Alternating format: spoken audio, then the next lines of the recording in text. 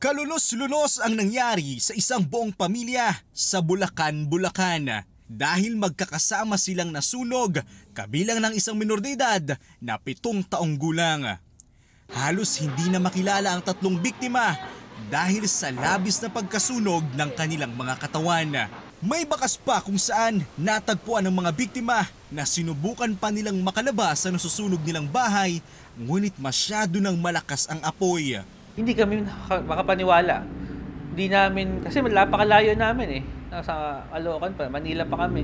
So, sobrang hirap, sobrang sakit. Yun yung feeling na hindi mo alam kung totoo o hindi mo alam kung saan ka lulugar. Kita sa video na ito ang malakas na apoy na tumupok sa kabahayan ng mga biktima. Ngunit pagtataka ng mga kamag-anak, ilang hakbang lang ang layo ay may fire station na malapit sa nasunog na bahay. Ngunit hindi daw ito agad dumisponde. Sabi ng mga nakakita is parang kulang sablay. Kasi napakalapit. 5 minutes lang yung bombero na nandiyan. Kulang daw. Sabi parang kulang yung tubig. Half lang yung water. So umalis pa sila. Nasusunog na umalis pa daw sila.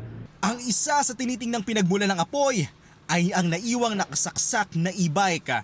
Sa tapat kasi ng bahay ng mga biktima ay may negosyong e-bike shop na nasunog rin. At paniwala ng pamilya ng biktima, doon nagsimula ang sunog at dahil nasa bungad, hindi na nakalabas pa ang pamilyang nasunog.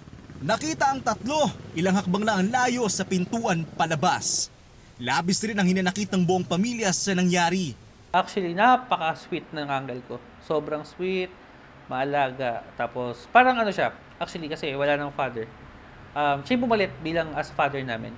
Lalo na raw ang pinakabatang biktima na isang special child. Lagi nilang kalaro yung anak ko kasi. So, lagi kapag may mga events kami, lagi niyang kakulitan yung anak kong dalawa. So, napaka-sweet, napakakulit. Sinubukan namin kunan ng pahayag ang fire station na malapit sa bahay ng mga biktima. Ngunit walang pumayag na humarap sa amin. Kwento ng mga residente sa lugar, sinabihan daw sila ng mga bumbero na nagkulang na sila sa tubig dahil kalahati lang ang laman ng kanilang truck. Ayon sa tala ng BFP, halos 1 milyong piso ang halaga ng nasunog na ari-arian. Sa ngayon, nakaburol na ang 3 biktima at nananawagan ng pamilya ng masusing investigasyon sa naganap na trahedya. Isaiah Mirafuentes para sa Pambansang TV sa Bagong Pilipinas.